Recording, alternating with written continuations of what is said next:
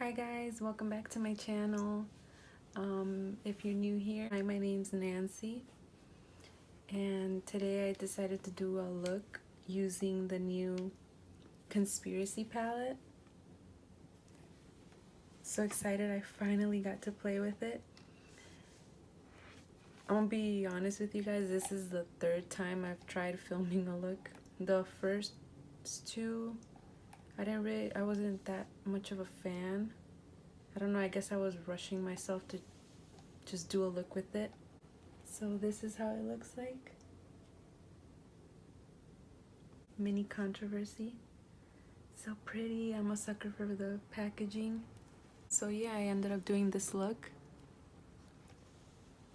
I don't know how you call it, maybe a cut crease, I don't know.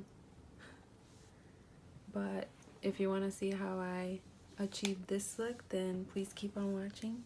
And please like and subscribe if you guys want to see more videos.